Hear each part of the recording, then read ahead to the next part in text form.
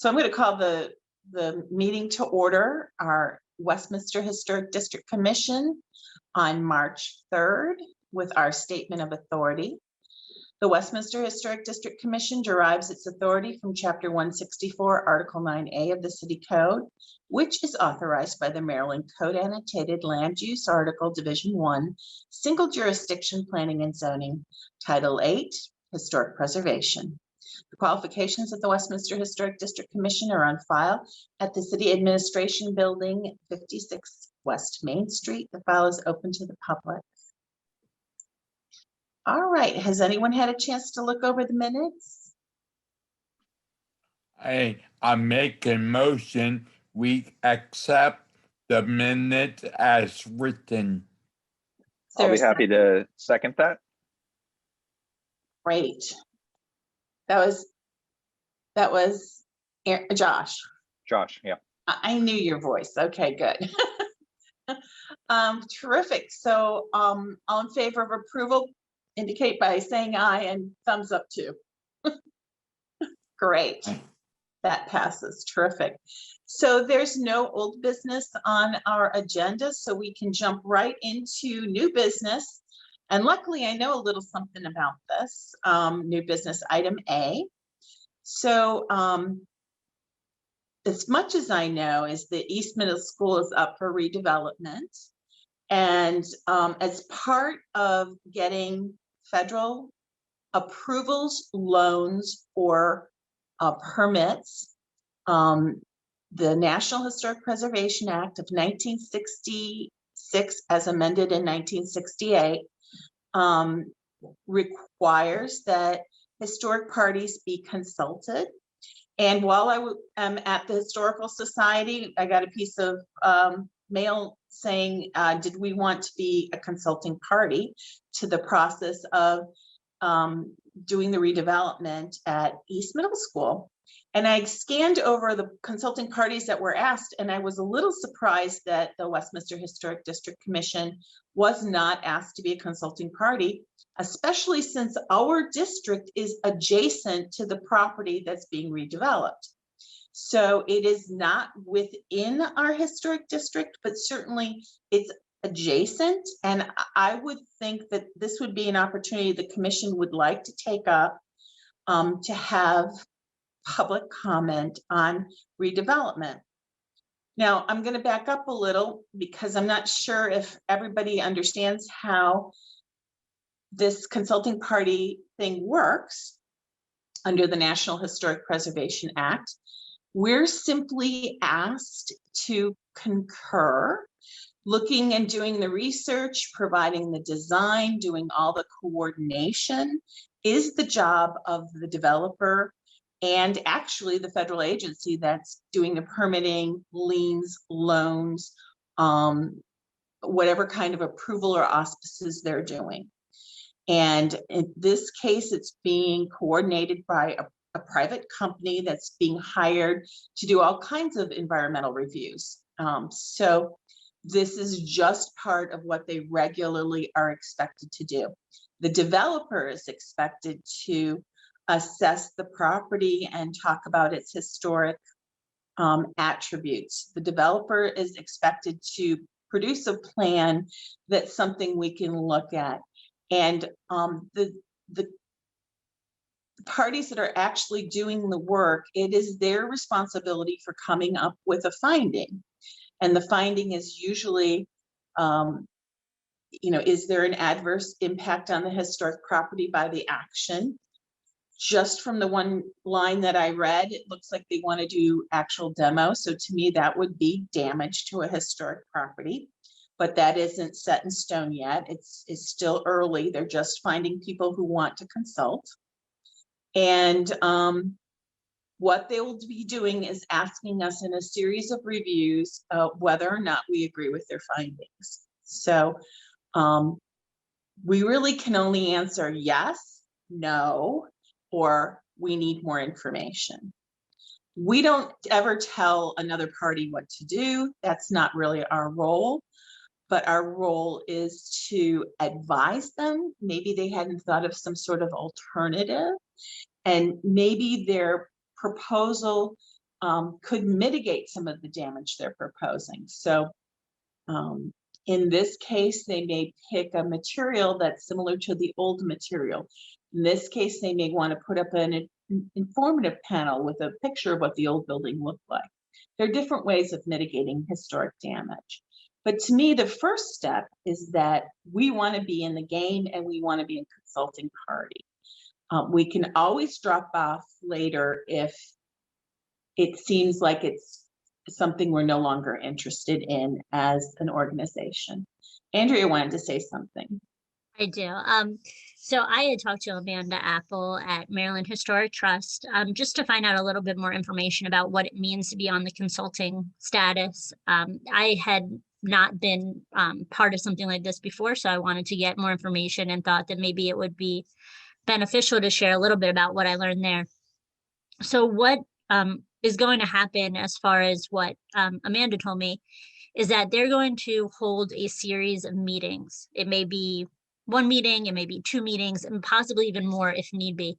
And what they're going to do then is that, much like Chris said, that they're going to be talking to us about the different mitigation measures that would be possible for this, and taking any ideas. They also wanted to learn what about the building we thought, and we as a collective whole of all of the different people on the consulting party, felt needed to be preserved, wanted to be preserved. They even talked about stories that should be preserved, all types of different things. And they were going to take everything that was said at these meetings and they were going to give it to the Carroll County Board of Education. And they were going to talk about the Board of Education was then going to take it to Maryland Historic Trust, who then Maryland Historic Trust is then who flushes out everything, kind of talks about these are what were suggested and kind of puts a price tag to that for the Board of Education so that they can kind of figure out, yes, it would be great if we could just save the whole front of the building, but really, you know, what are we talking about for price wise? I did ask, you know, if there was any problem, like, how do I say this? If there was any negative impact on, just like Chris said, if we said, yes, you know, so-and-so wants to be on this committee, and then it ends up being a meeting time in which you can't make it, that's fine. This is all advisory. It gives you the opportunity to be a part of this. Something that we all thought was really interesting, like Chris said, is that it's right next to our historic district. It's not necessarily in our historic district, which was might be a reason as to one of the strange reasons why the historic district might not have been on that initial consulting list. But we wanted to come tonight and ask if there was anyone who was interested in representing the board on this. Unfortunately, we don't know when a meeting would be. At this point, they're just asking for a name of someone. But as I put in the kind of the memo is that we were looking for someone because Commissioner Chair McMasters is representing the Historical Society. And so we wanted, although I know you're wonderful, McMasters, but we wanted someone also for HDC to represent this body as a separate, you know, a separate entity so that there could be possibly multiple voices.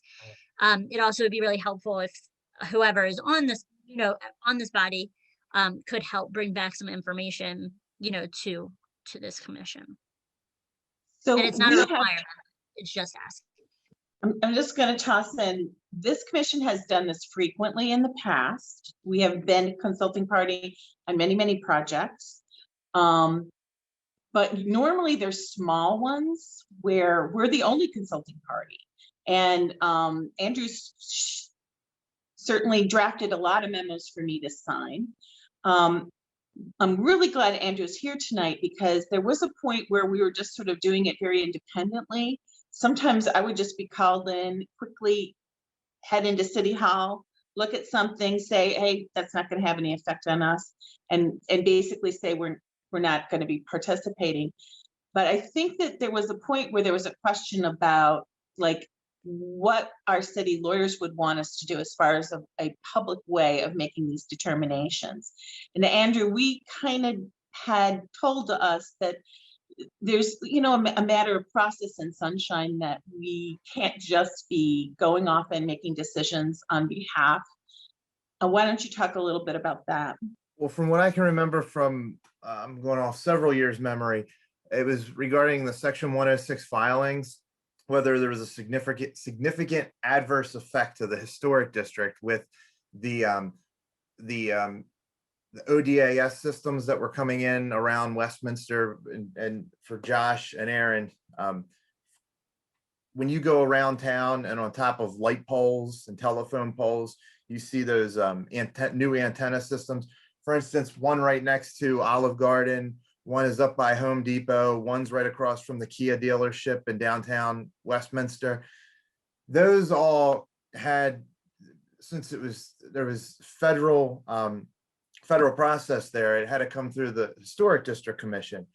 And at one point, and just once again, just going off several years' memory, the Historic District Commission mentioned that the chair could act on behalf of the commission, but in reality, for those items, they can't. That has to come to the board or the commission to make that determination if there would be an adverse impact to the Westminster Historic District.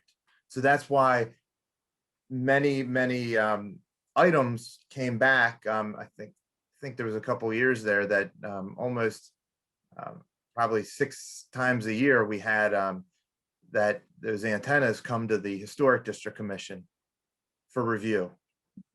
So Andrew, this is the same process. It's just under a different agency. That was under the FCC. Yep. So this is a mirror process only because it's a little more delicate and it's a whole lot more impact. They're actually taking down a historic structure that's fairly big. Our commitment's going to be a little bit more than in the past, where we would just write a letter asking either for more information or asking them to consider a different alternative, or just saying, we agree this is not going to have an impact. So this will be a little bit more of a commitment. I can tell you that I've done this for 30 years. This what used to be part of my old job. So I'm very comfortable with this, and I've always been very comfortable with working with the HDC on this topic. And I'll be right there with the Historical Society. So if there's any coaching somebody feels like they need, I'm more than willing to be helpful with that as well. The thing to keep in mind is you don't have a whole lot of clout, and that's not our role to stop progress. Our role is to minimize damage that's just going to happen with projects like this.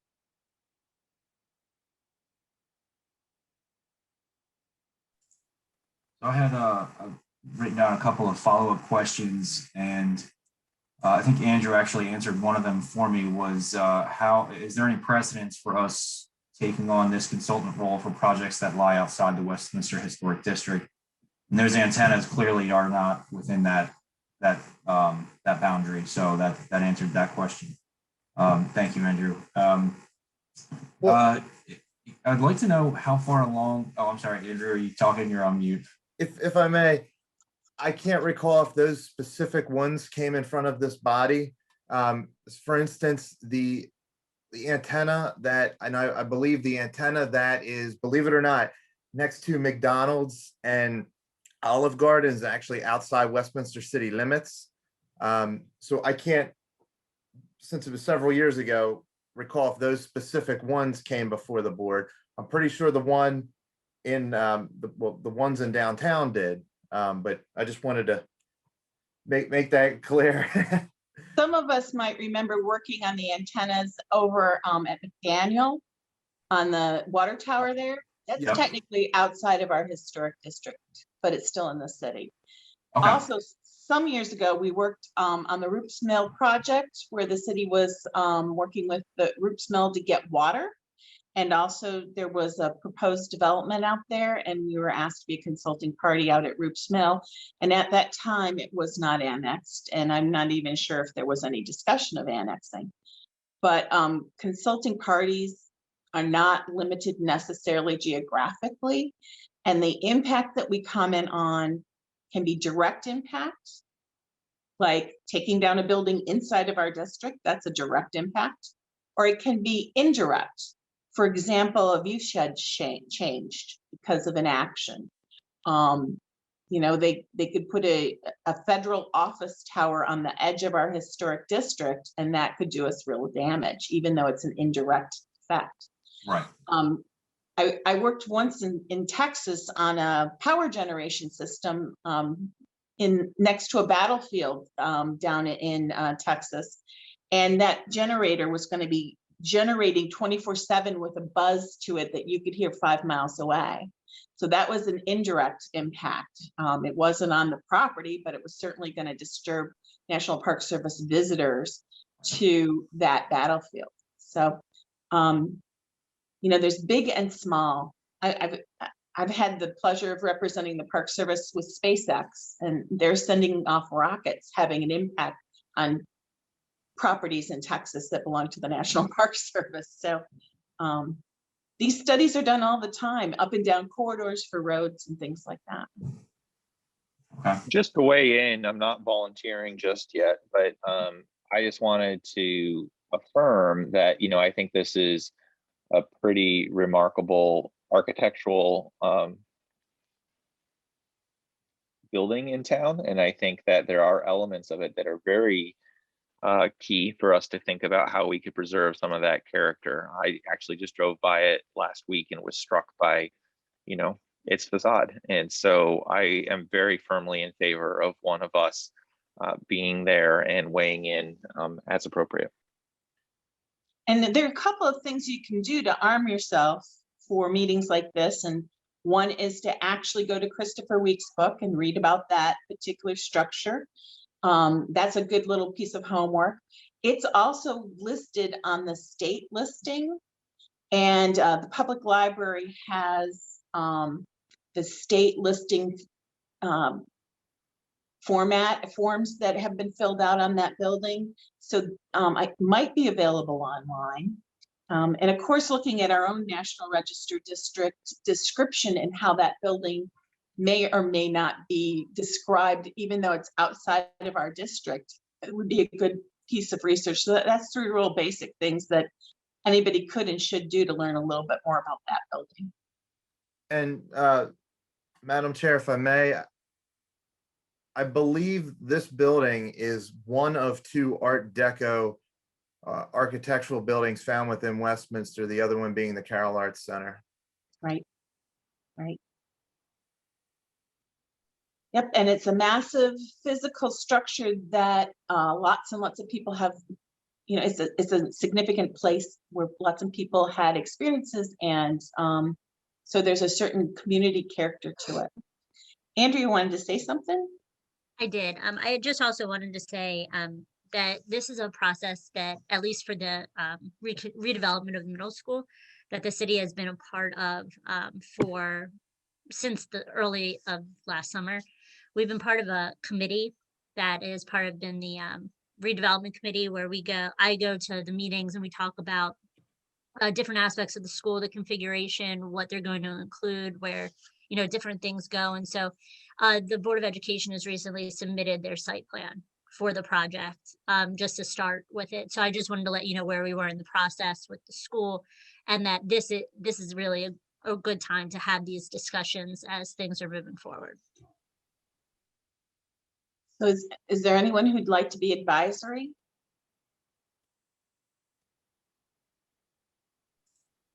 I'm not gonna lie, I'm a little intimidated at the prospect. But I do think it's a fascinating opportunity, and if you're willing to, Chairman McMasters, if you're willing to assist in coaching, I'll be more than happy to lend my time. Sure, I'm happy to coach, because to be honest, a nice complex project like this is really great learning, cutting your teeth on the 106 process. And as the antennas come in and the other small stuff comes in, you'll see how the big process nationwide really works. I welcome that, Erin. That'd be great. And Erin, if it's okay, after the meeting, I just would need just a little bit of information from you, just to get back to Ladies She Just Wants, just a little bit of information, like a contact information. So I just want to make sure I have everything of yours correct and up to date. So Certainly. The last thing I'll say is that, you know, I'm going to be the consulting party for the historic district, for the Historical Society.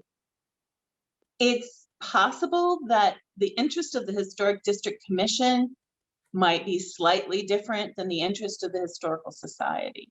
I mean, we don't have to necessarily walk in lockstep, but from what I understand in the past with Andrew is we do have to review all decisions as a group. So, you know, it's possible that, you know, Andrew can copy my letters from the Historical Society, or Andrea can, if we end up having the same opinions.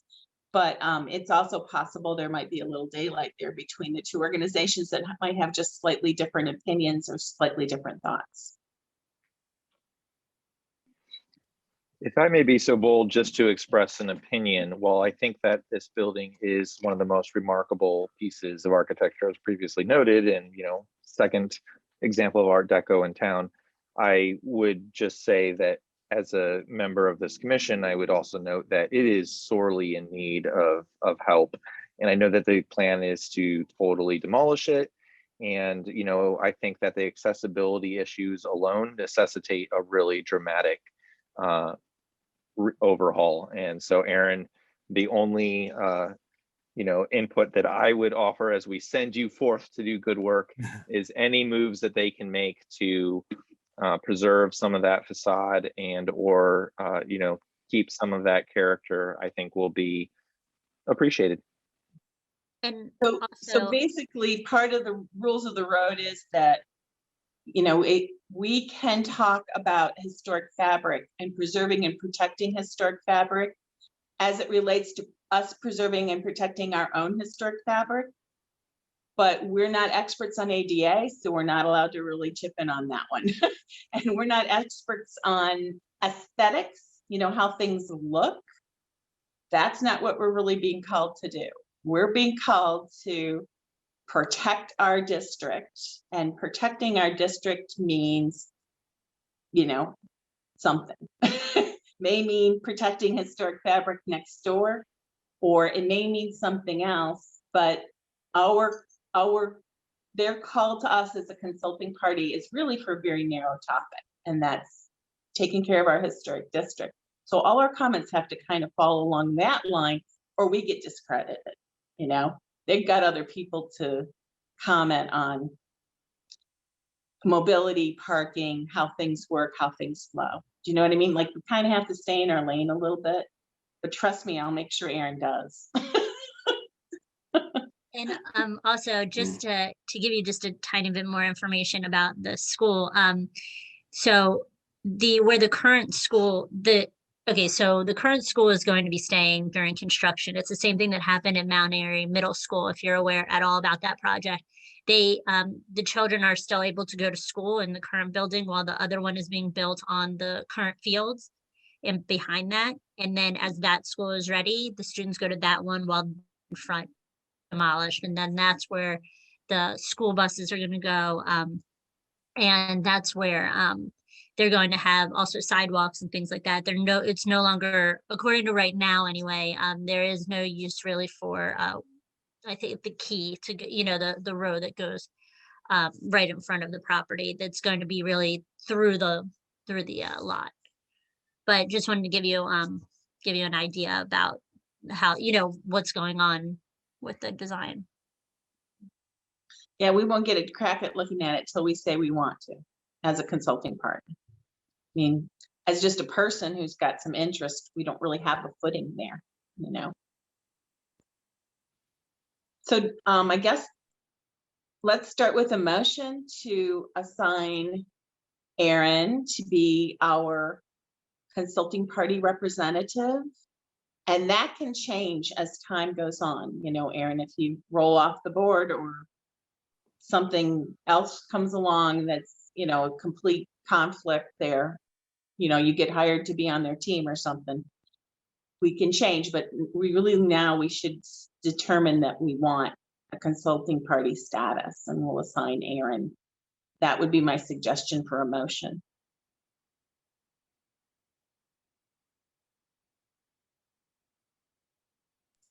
Can I make a Anybody? motion to nominate myself? Okay, I didn't hear anyone else speaking up. Make a motion to nominate myself to the consulting board for the East Middle School redevelopment. Plan. Second, I hear a second. So we have a little chance for any more discussion. You sure you don't want it, Josh? Looks like you're almost ready to arm wrestle. No, I was searching for the unmute so I could nominate Aaron. I think he's the perfect candidate. All right, terrific. Then I think, are we ready for a vote? All in favor, please indicate by saying yes and waving. Thumbs up, something good. aye. It carries. Thank you so much, Aaron. It really isn't that big a deal. And the city staff has always been super supportive. Like literally, they'll write the letters for you. You just have to get down there to sign them. So they'll And make sure also- you. Aaron, I sent you an email just so it makes it easier for you, someplace to send me that contact information. Yes, Andrea, I did just get that. Thank you very much. Okay, great. So that's our last new piece of business. Can we go through the commissioners and talk about any activities we've had in the last month and look for public comments? Let's start with Kevin. What have you been doing in the last month? Oh, I can't hear you.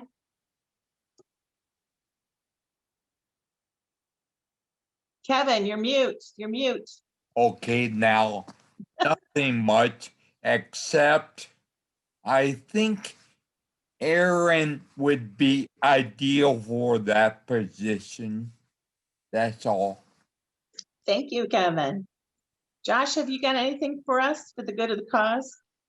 Yeah, I was just gonna highlight that after last month's conversation or whenever it was that we last met, Aaron and myself and Kevin all did bring this discussion about doing something at Belle Grove to the Parks and Rec board.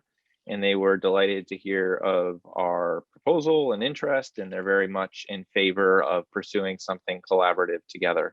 So, you know, we didn't go so far as to actually flesh out any commitments out of that just yet, but just know that that body is very keenly in favor of pursuing the conversation and seeing what we can develop together. And I will turn things over to either Kevin or Aaron if there's anything to add there that I missed, but I think that's what the majority of it is. Fabulous. I Anything think else? we Aaron? were, yeah, I think we were looking for Josh a time frame on when they wanted to do that. I think they were shooting for sometime in the fall, if I recall correctly. Well, to me, the optimal time would be in May during the preservation month. And the stone is coming back in late April, isn't it, Mark? Mr. Depot? I believe so. We did, Mr. Wellman, with Wellman Conservation, the person we went with to repair the monument. I do believe he picked up the monument last week, so he does have it. He did ask if we are going to locate it somewhere. He'd like to have an idea as to where that is, because he will also be providing a concrete base for this, which we envision the concrete base would be up higher. So when you do plant around it, you'll be able to see it versus being flush to the ground. But he does need a location for us to provide him so he can do that work within the next month or so. And I Yeah. think I understood that the Women's Gardening Group was willing to make modifications to the design where the bicentennial marker is, so that they could be placed in close proximity for easier interpretation. And that's what we're thinking as well, placing it right next to the bicentennial. And Andrea did reach out to them and they did not have an issue with locating it there. So I've been there. You have to have a little bit of an offset. I mean, it can't be adjacent to, but Yeah, couple few feet offset, but it will require them to change their design a little bit. So we probably need to hone in a little better with them. And Yep. May is the perfect time for us to do something because it's Preservation Month, and that would be our big city activity towards preservation. Yes, Also, just and wanted to let actually, you know.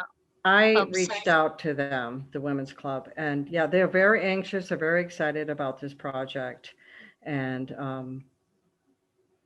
want any recommendations for plantings or let them do the plantings. And they're willing to do that by themselves too. Should we go out and just plant a stake? That's what I was thinking, Yes. just a marker. And I'm sorry, Sandy. Sandy didn't meet with them. I apologize. I did say Andrea. And the monument people, they did recommend, where a good location, flowers should be a good distance away, because the moisture that flowers and plants create can have adverse effects to the monument. So we did provide some recommendations as to how the plantings would be around the monument. So we have a arborist on site that we want to work with, that works with the city or is a city employee, that we'll bring into this as well, provide some recommendations on plantings, and maybe we can do a design working with the Women's Club for that location. That'd be Mark, great. would it- Just pick a day. Mark, would it be possible to get the Women's Club in touch with the Bee City Commission as well for the upcoming pollinator project that they're pushing as well? We can certainly make them aware of it. And Sandy had mentioned, I believe that a lot of the work that the Women's Club is being maybe pushed to other people. Some of the residents in the Belle Grove community are now taking care of some of the planting beds. I don't know what beds they are then assigned to. But again, if this is their location, we can certainly coordinate that with them. And that would be a good idea to provide some type of plants that would be on that Bee City USA pollinator list. One of the other things that I was talking to Abby from our Park and Recs department, and we were also talking about, I also wanted to make sure first that there was enough time for all of the different parties that we were talking to about their opinions for a location or plantings or whatever, would have the ability to have enough time to do that in order for us to also plan an event for May. I didn't know if that would be possible to do something that quickly. So one of the things that we were discussing as a possibility was to have the marker placed as any, as soon as a decision has been made about where. And then we were talking about how I believe it's in August or October, and don't know if it's this year or possibly even next year, having a large event there for when the municipal band has their event there, because then it will give us time for the mini grants, Chris, as you discussed and we all discussed last time, about putting in an application for interpretive signage.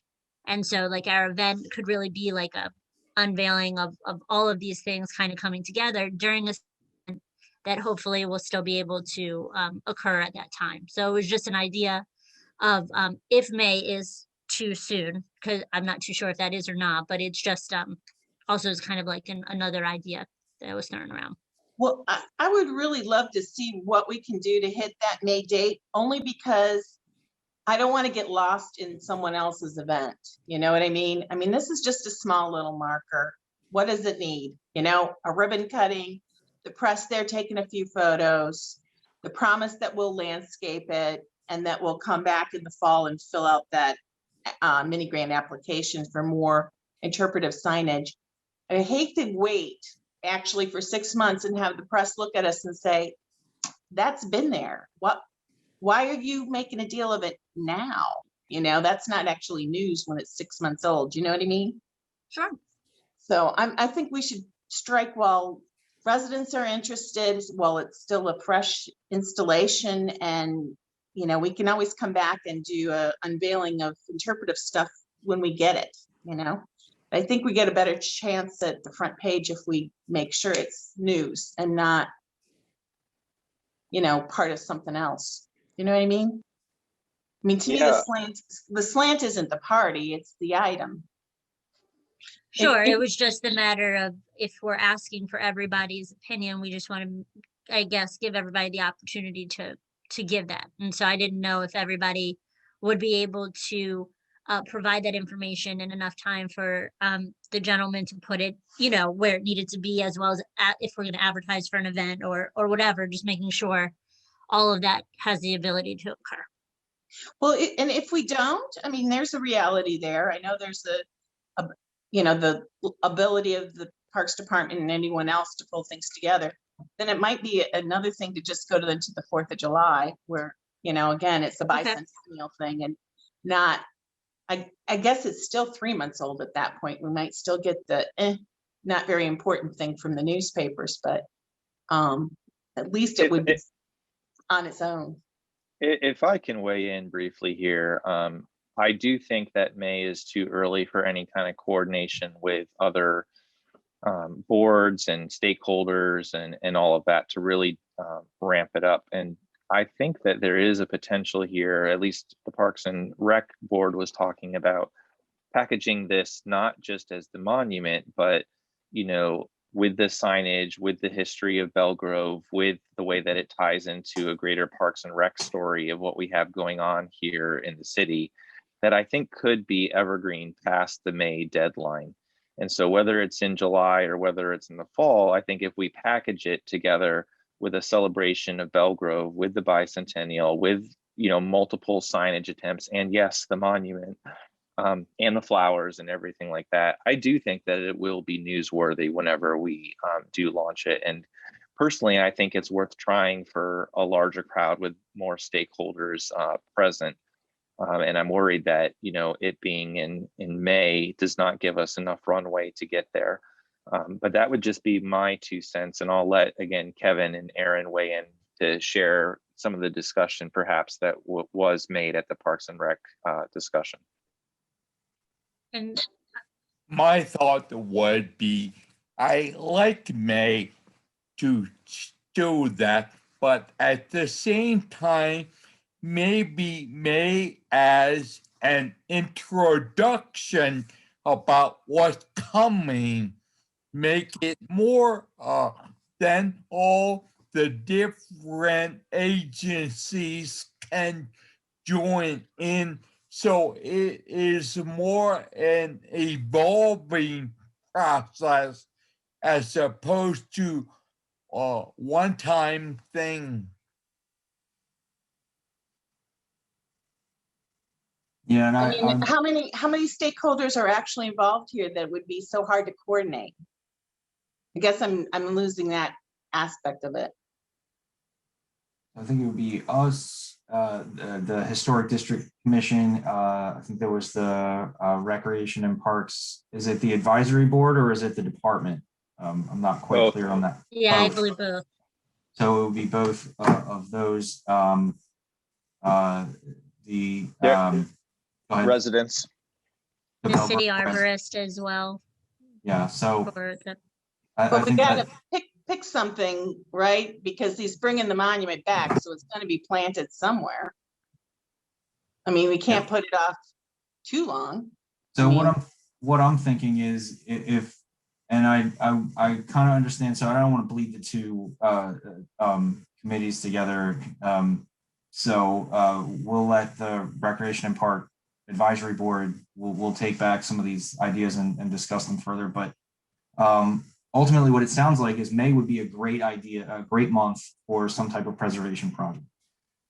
Whether it's this monument or whether it's something else that hasn't occurred to us yet, we should explore that opportunity further, because that would be a great way to kind of generate buzz around other historic things that are going on throughout the city. So if it's not this monument, it should definitely be something.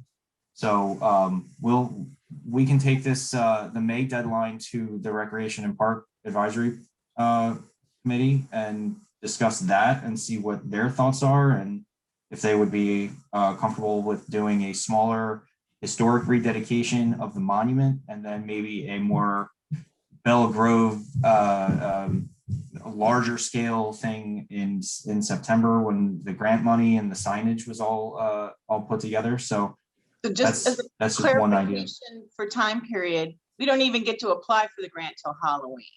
Okay. So that money won't even be decided till December. Then we get the winter to spend it on a sign for Belgrove Square. which would give us another May opportunity next 2022 for, again, a historic preservation project that we could acknowledge. And as I understand it, this monument's coming back late April, early May. It's got to be planted somewhere. So we're going to have to make some decisions with the garden club and whoever else we have as stakeholders. Toot sweet, or someone else makes that decision for us. Yeah, no, I agree with that. You know, We wanna be so in- I guess I get it. I get it. There's lots of folks out there, but we gotta come up with a spot in the ground. Yeah, Chris, and if, I'm sorry, Madam Chair, if I could just respond to that, I think that no one is advocating for an either or. Like, I don't think we're saying hold on to the monument until fall. We're just saying, yeah, go ahead, plant the monument in May. You know, those of us who can come will come, and let's plan a larger celebration that's packaged together with some storytelling about what, not just the monument, but all the rest of the signage, Belgrove, the Parks and Rec, whole department means to our city. And so I think that's what we're saying. Let's hold the big shindig later in the fall where we can all plan for it. And, you know, maybe it can coincide with some funding initiatives. But yeah, go ahead. Let's go ahead and plant it in the meantime. We don't need to put it in a shed somewhere. Yeah, I know. I mean, to me, it's maybe taking on a whole lot more flavor and character than I ever intended. You know, we're going to put it in the ground. It'll be there in May. Let's use that as a celebration for Preservation Month. We don't have to spend a ton of money. We do have to talk to the Women's Club. Certainly they know who in the community in Belgrove Square would care. But we got an opportunity. Let's make hay on it while the sun is shining, you know? And then we can celebrate in the fall or the next spring, you know, other and things that roll in. But, you know, it just seems like we lose in a spotlight by bringing in a bunch of other things. Do you know what I'm saying? Madam Chair, if we were to start the funding process for May of 2022 with all of the new signage, Belgrove, is there also potential to kind of tie that whole, I know it's May, and then I'm thinking fast forward to December 2022. So the holiday house tour, because I know we brought that up last discussion as well. And I know that Belgrove has kind of been always the go-to. Would it be possible to kind of tie all of this into that in a next year celebration? I know we haven't started the holiday house tour discussion for 2021. I think it's going to be next year. Is that correct? So the city last meeting decided to abdicate that activity to the Historical Society. So the city's not involved in the historic house tour anymore. That's now a Historical Society event. And we do plan on having it in 2022, but we're not wed to Belgrove Square or Willis Street. We may try and have it on the east side of town so we can include our own buildings in that event. But anything's possible, you know? Okay, I'm just trying to think of all of different ways we can kind of, you know, be more inclusive and cohesive at the same time. Just that was occurring to me as well. But I think, so I'm sorry. I was gonna say, I think 2022 would be the perfect time to put some signage in.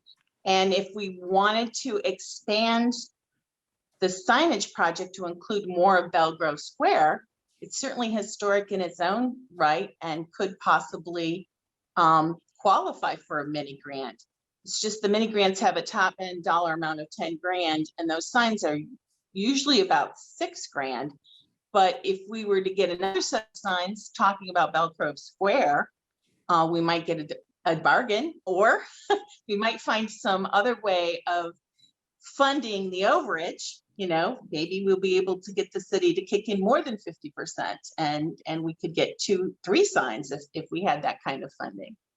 So there are ways to leverage things, you know, and combine them. And I can see doing that for a mini grant. And we'll be really totally ready in May of 2022.